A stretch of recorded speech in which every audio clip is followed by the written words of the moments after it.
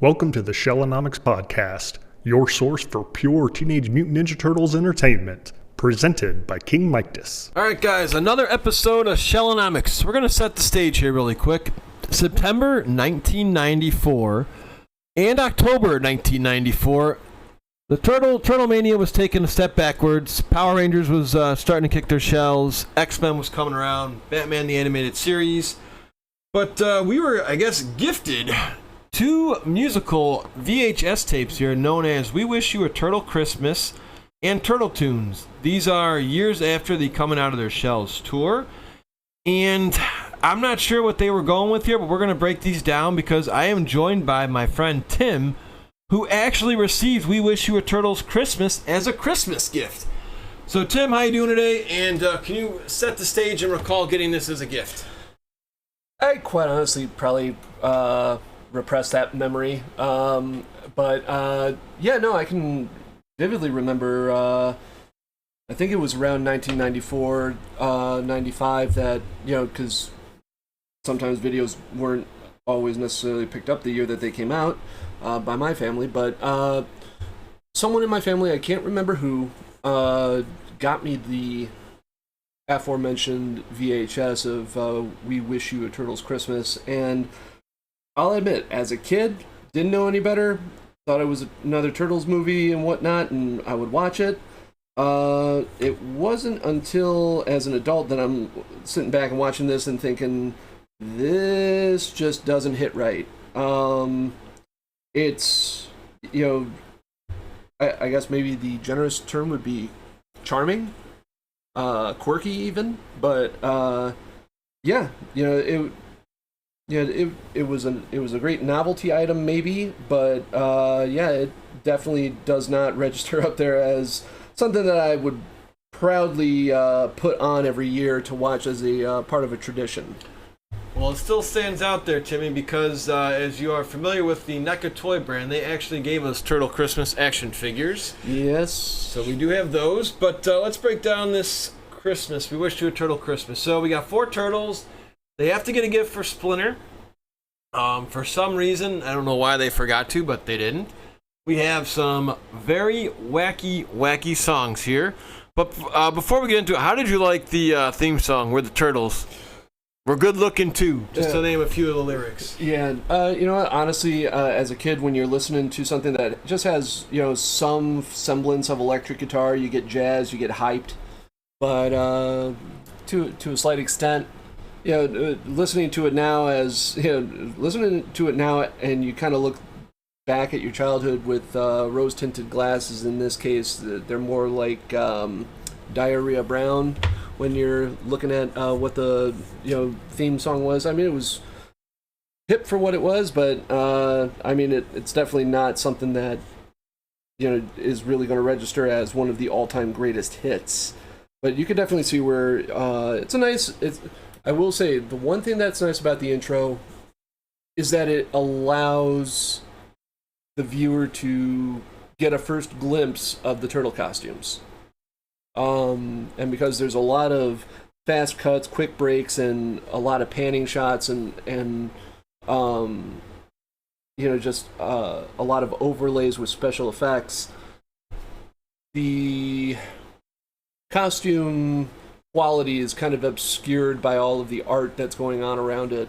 But finally, once the theme song's over, you can kind of really take in what you're seeing, and it does not look like the Turtles that you know. Well, I grew up with a lot of VHS tapes back in the day, thanks to We Sing Park, Grandpa's Magical Toy Chest. A lot of kids in the 80s and 90s had these. And by the way, if you're listening to us on Spotify or if this comes across your way on YouTube, be sure to leave us a comment down below and let us know your favorite song from We Wish You a Turtle Christmas and Turtle Tunes if you have one. So, this one again, though, it stands out as more as a comical purpose. Now, again, I bless the person's heart who created this because, again, it is Turtles, and more Turtles can be a good thing. Just, I'm not really sure where they were going with this because there was no use of weapons. For one of the songs, they mentioned No Bebop and No Rocksteady. Merry Christmas to the Shredder. We have a song called The Rap Rap, which is actually quite catchy. I give the gentleman there some props. That one would probably quite honestly, the rap, that might be the only one that I would listen to and kind of be like, you know what, I can sing this one or remember this one and not cringe nearly as hard, but I'm with you 100% in terms of not really being sure what this was. I know that some have characterized the Ventures as more of a cash grab. Could have been. I'm not sure what cash they were going for, just because Turtle Mania, as we said earlier, was on its way down. 94. TV show was still going, but that year they only had 8 episodes. We were entering the Red Sky era as they were trying to throw a Hail Mary to try to keep the show on the air. And it was a lot less episodes. But back here to our lovely songs here. We have a weird Santa spot with Mikey singing opera, which was really weird. There's a lot of kids in here that I don't know if they're homeless or if their parents know they're out, but it's late at night. Apparently it's Christmas Eve and they don't have anybody to hang out with, so they're just hanging out with some random turtles late at night. By a trash can fire, and apparently, their parents or guardians are perfectly fine with, 4-foot tall talking turtles just coming up and hanging with the kids, which, okay, granted, as Turtles fans, as kids, I'm sure all of us were thinking, like, yeah, that would be me if that were to happen, but, yeah. Just out of curiosity, do you still have this VHS tape and a VCR? Do you watch it from time to time? Now it's probably on YouTube. You could probably watch it there. But hey, did you ever tell your friends about this gift too? Like, hey guys, want to see? We wish you a Turtle Christmas. I think the first person I said, hey, I've still got this on VHS and I do have a VCR was you.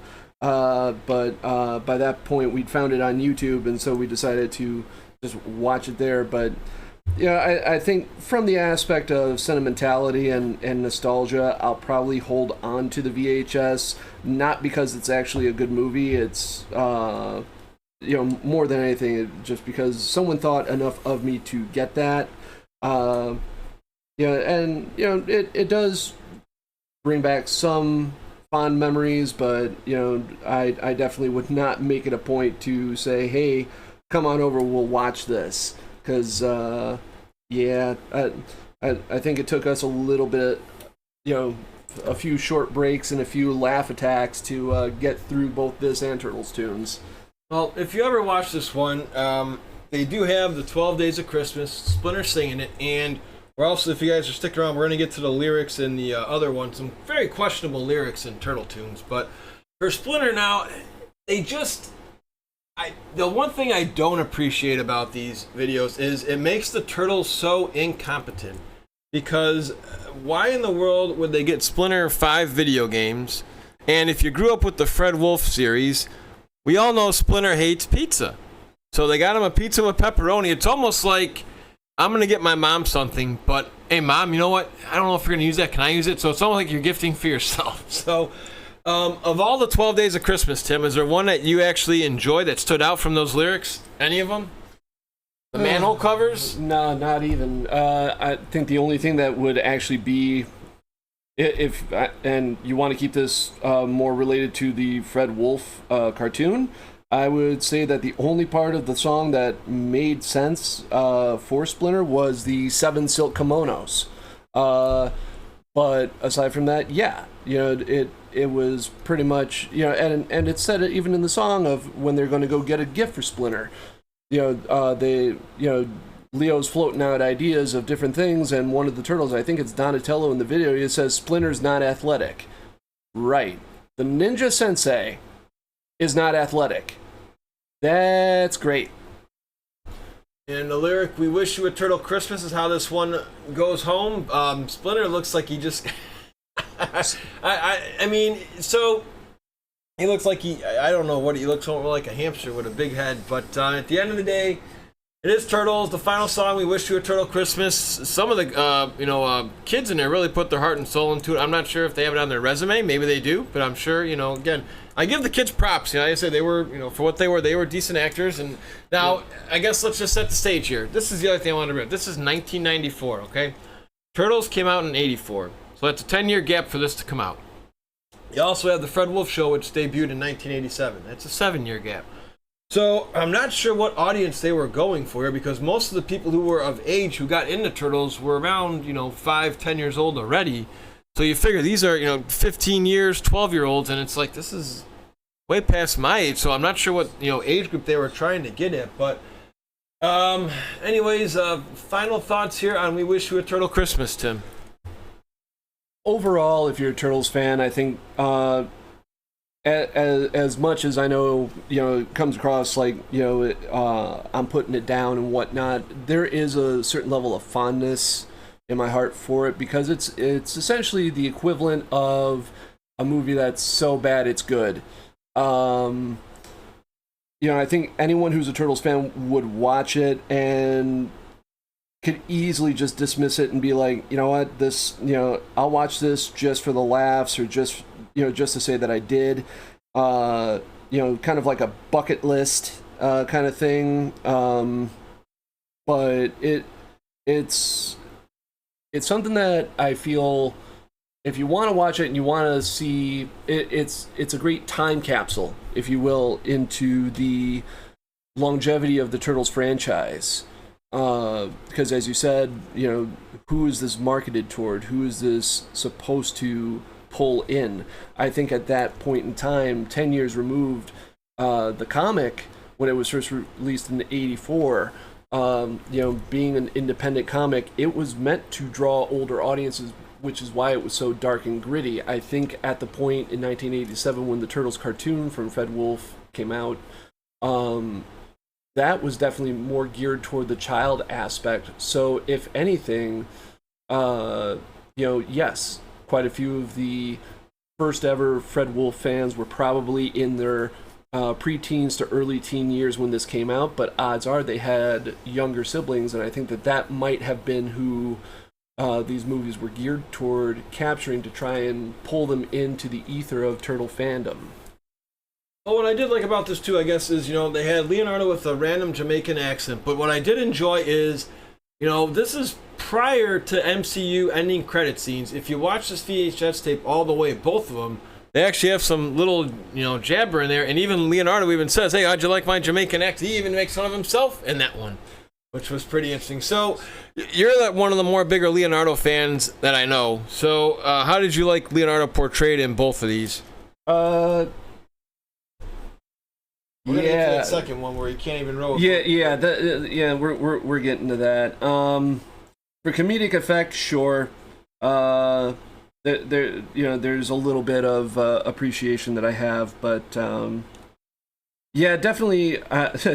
Again, like I say, to anyone who is potentially just getting started watching some of the older Turtle stuff, this is definitely not, these, both Turtle Tunes and We Wish You a Turtles Christmas, they are most definitely not something that you need to take seriously and consider canon. If anything, it's meant to be a humorous break from what you're used to seeing. But I agree 100% with your depiction of them, as, the movie kind of portrays them as incompetent. You would expect that, as the theme song in the old TV show used to say, Leonardo leads. Well, actually, Raphael takes the lead in both of these films. So it's almost like they took the lyrics from Partners in Crime, where he says Raphael is the leader of the group, and they ran with that instead of going with the Fred Wolf idea.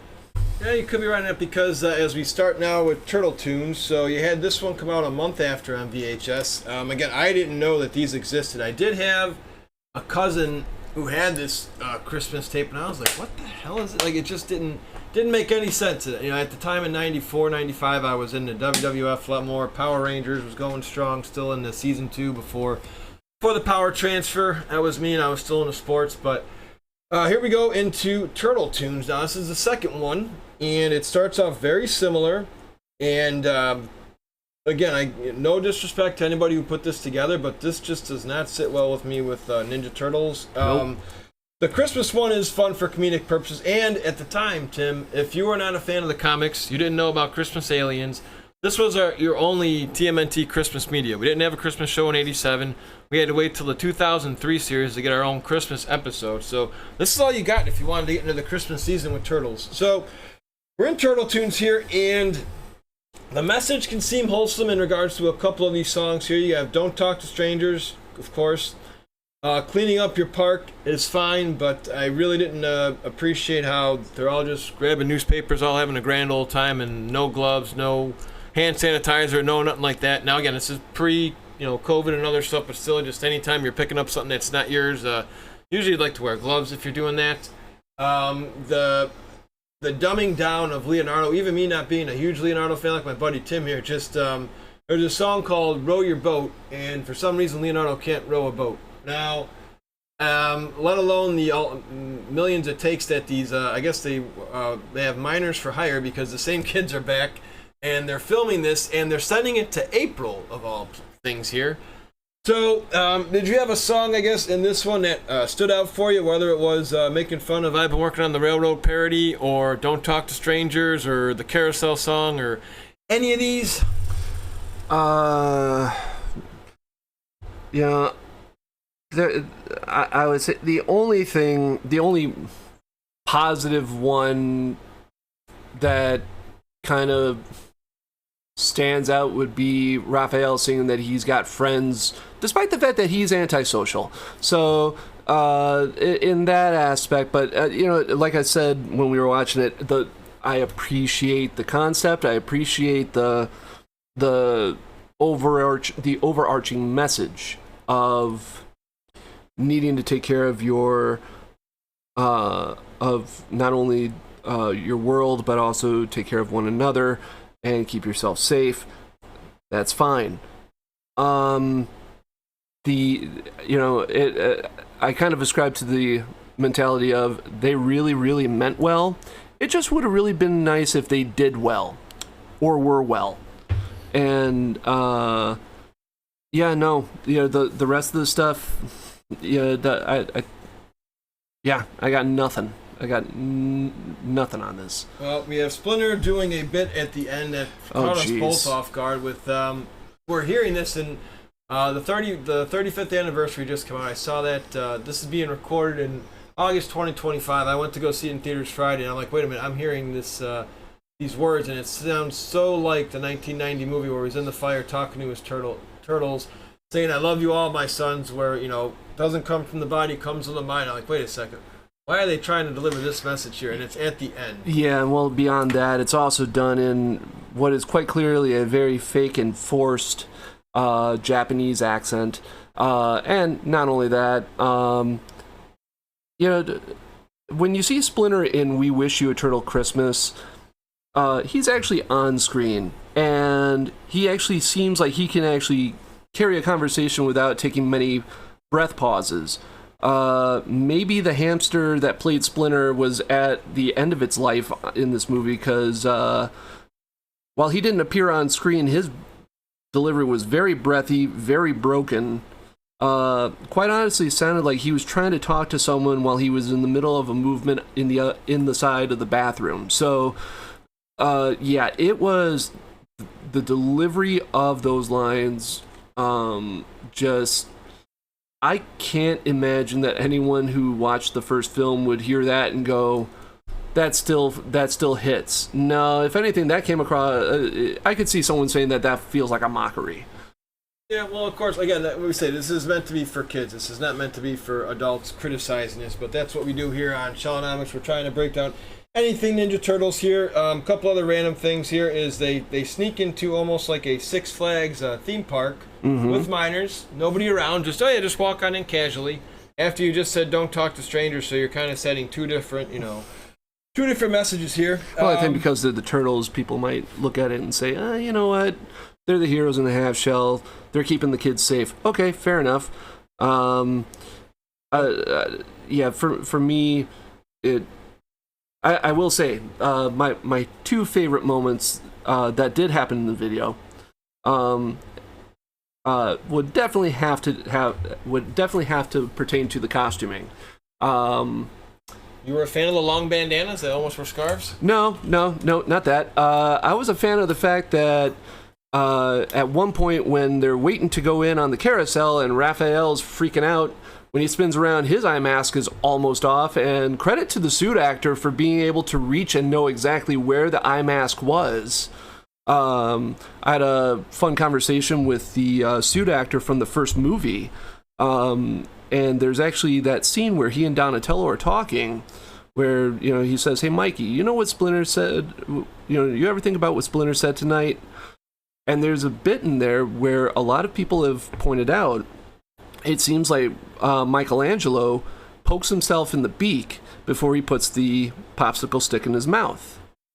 And I asked his actor about that, and I said, you know, so was that something that was included in the script? And he said, for posterity's sake, I have to say yes.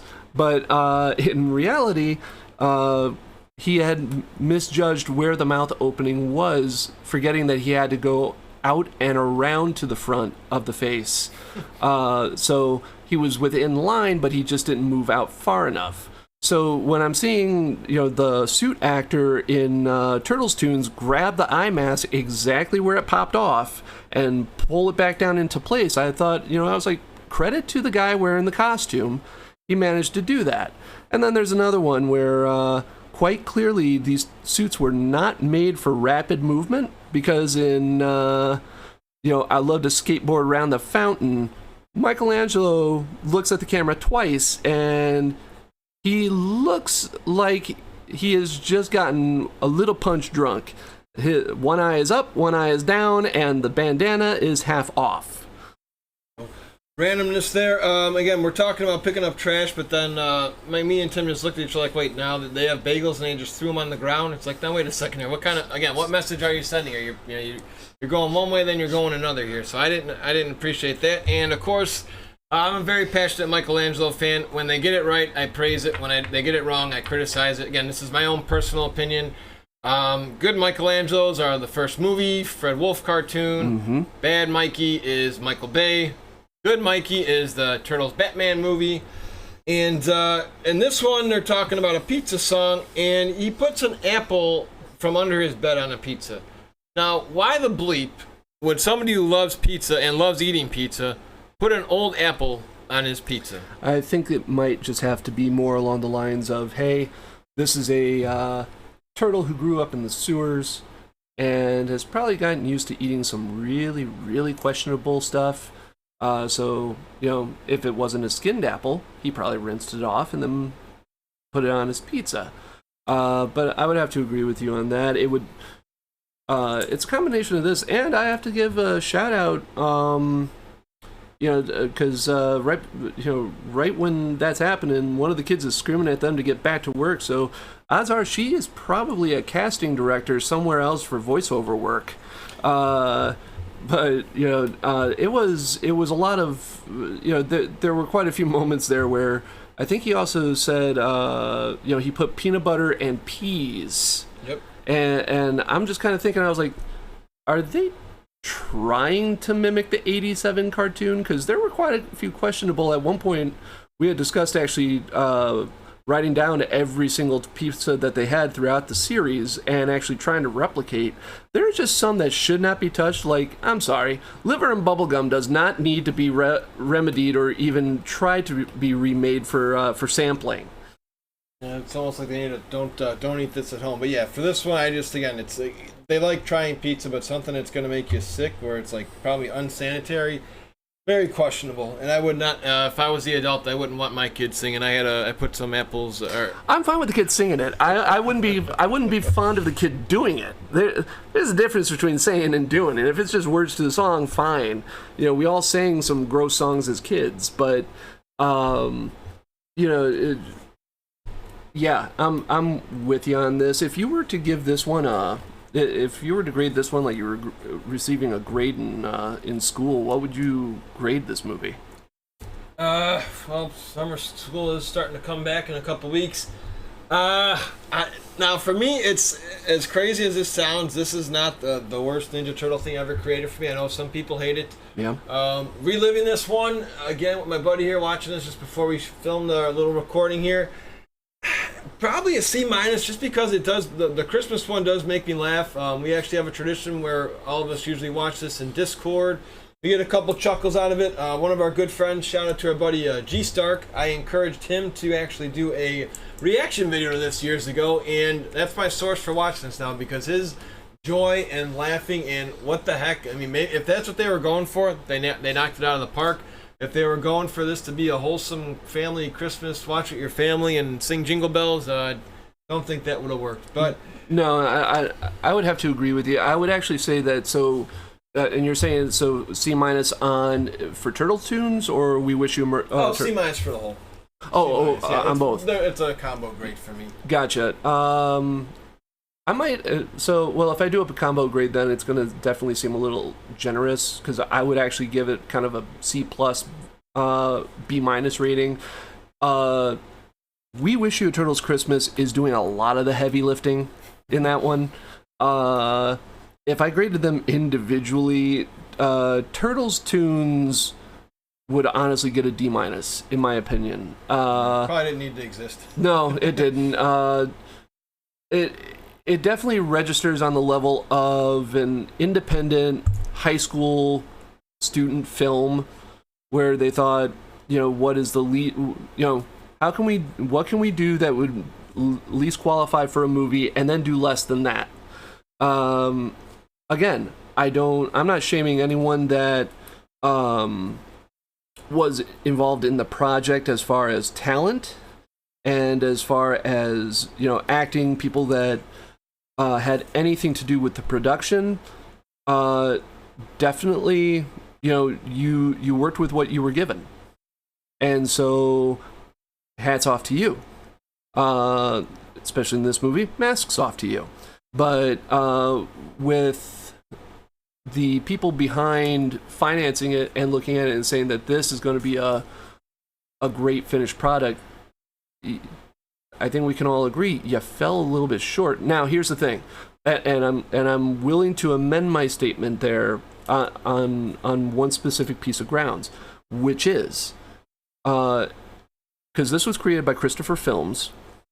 If this was their first venture and they didn't have money, then overall, aside from the really bad story writing, and we have to admit that story is everything, if they were a small independent group and they really didn't have any financial backing, then this was a great adventure.